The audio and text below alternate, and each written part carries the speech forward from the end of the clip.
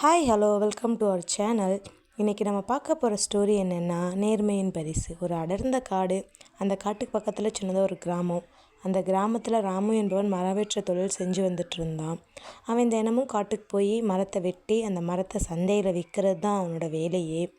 இருந்தாலும் அவன் ரொம்ப நேர்மையானவனாக இருந்தான்.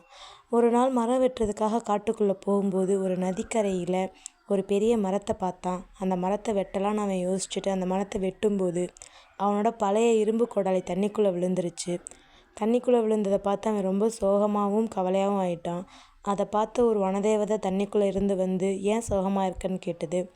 என்கிட்ட இருந்ததே ஒரு பழைய இரும்பு கோடாலி, அதுவும் தண்ணிக்குள்ளே விழுந்துருச்சு, நான் இப்போ எப்படி வேலை செய்வேன் அப்படின்னு கேட்டான்.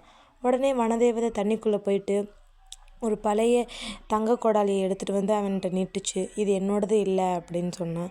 அது மறுபடியும் தண்ணிக்குள்ளே போயிட்டு பழைய வெள்ளி கோடாலியை எடுத்துகிட்டு வந்து நீட்டுச்சு. இதுவும் என்னது இல்லை அப்படின்னு சொன்னான்.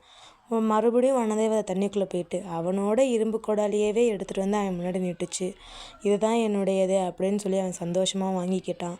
வாங்கினதுக்கப்புறம் வனதேவதை சொன்னிச்சு, நீ ரொம்ப நேர்மையானவனாக இருக்க, அதுக்காக நான் உனக்கு ஒரு பரிசு தரேன் அப்படின்னு சொல்லி. நாம் எப்பவும் நேர்மையாக இருந்தோம் அப்படின்னா மற்ற இருக்க தங்க கோடாலியும் வெள்ளி கோடாலியும் சேர்த்து 3 கோடாலியே அவனோட பரிசு நம்மக்கிட்டே வந்துடும். அதை வாங்கிட்டு அப்படின்னு சந்தோஷமாக அவனோட மாறல் சொல்லி முடிச்சிட்டாங்க.